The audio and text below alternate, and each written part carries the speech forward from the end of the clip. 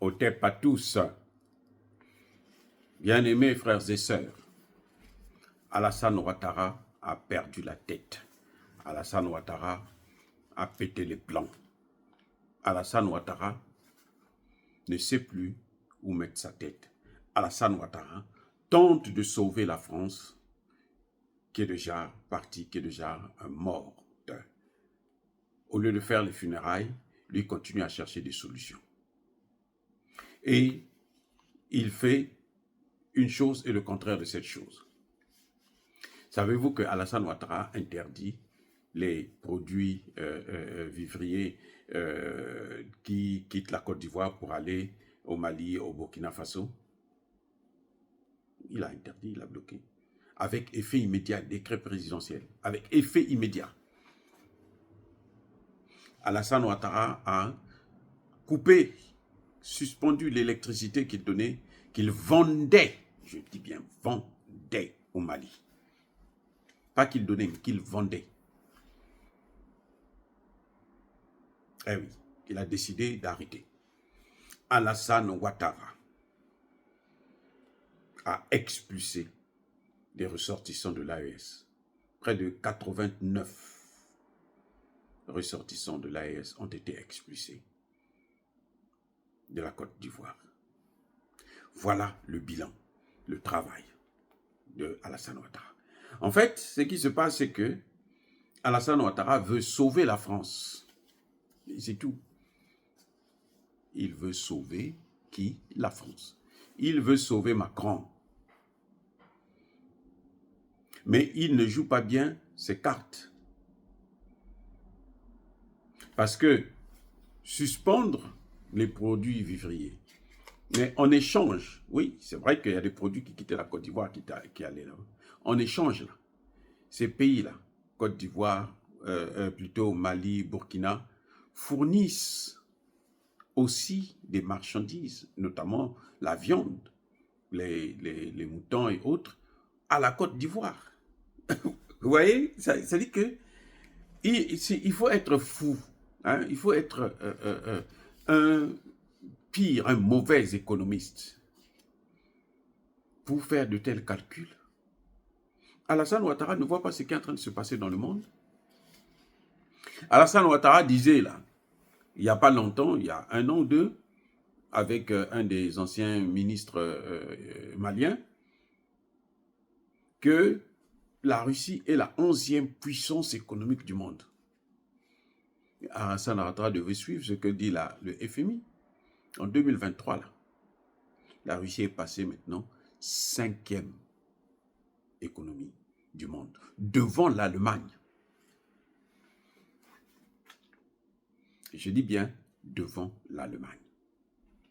Donc après la Chine, les États-Unis, le Japon, je crois, il y a aussi, je pense, l'Inde, vous avez la Russie. Donc là, Alassane Ouattara a tapé à côté. Ce n'est pas un économiste. Parce que un économiste, c'est celui qui sait aussi prévoir les situations économiques qui se posent dans le monde. C'est ça un économiste. Donc, quand il pense, il n'observe même pas ce qui est en train de se passer aujourd'hui au Bénin, au Nigeria. La situation est catastrophique. Maintenant, le Niger veut raffiner son pétrole lui-même.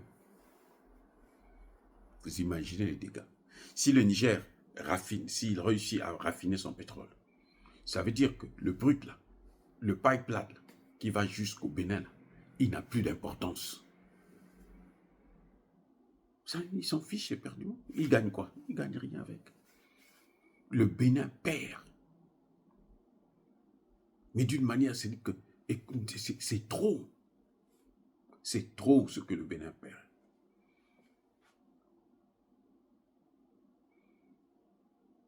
Donc, M. Alassane Ouattara pouvait regarder ça.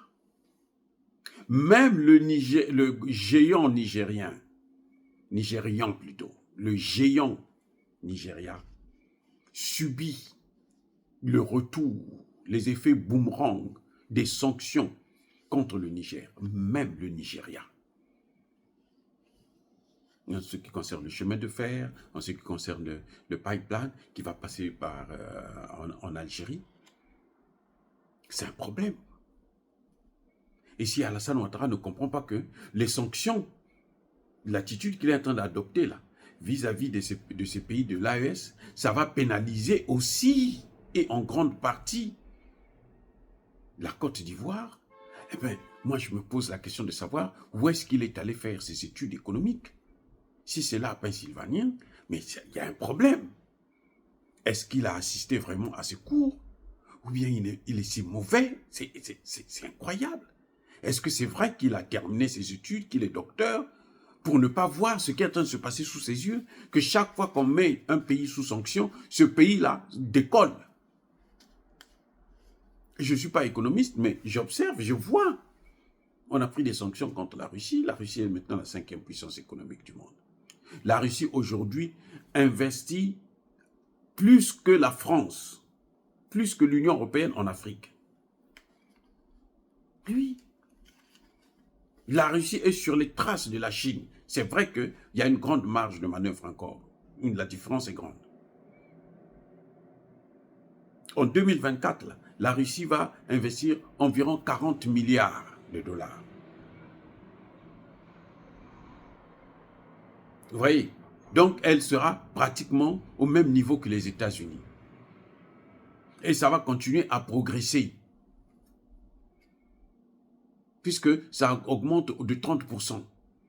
Mais Alassane Ouattara, si c'est un économiste, il doit être informé, avoir ces informations. Ces données sont publiques. Je ne les invente pas. Il devrait les avoir.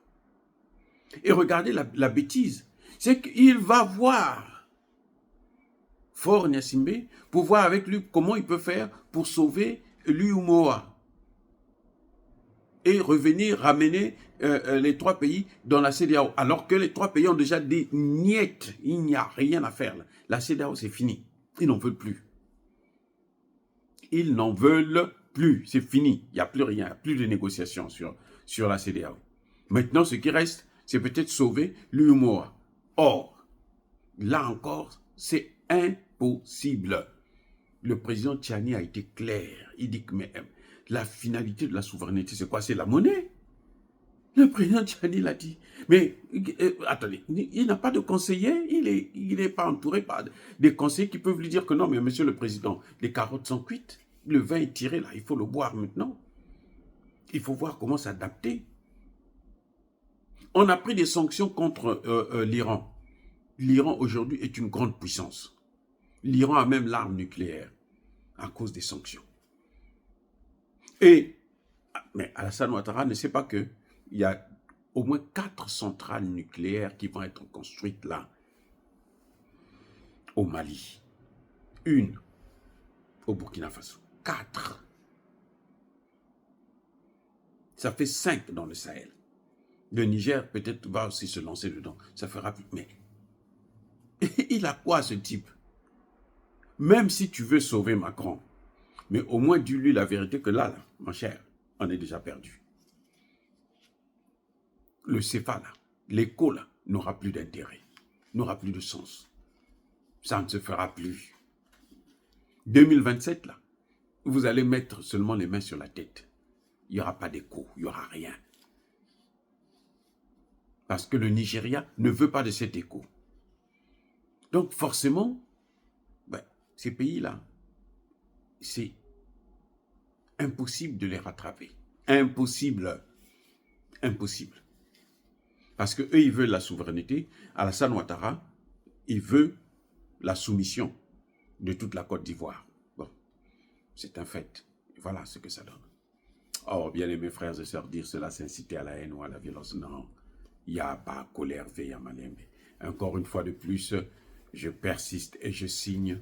Soyez bénis, abondamment bénis, par le Dieu des Kémites et par nos ancêtres angélisés. Mais que tous ceux qui persécutent le continent africain le pillent et le déstabilisent, qu'ils soient noirs, blancs, chinois, arabes, juifs, indiens, qui qu'ils soient punis, maudits, foudroyés, neutralisés, écrasés, effacés par le Dieu des Kémites et par nos ancêtres angélisés. Vive l'Afrique éternelle, j'ai dit et j'assure.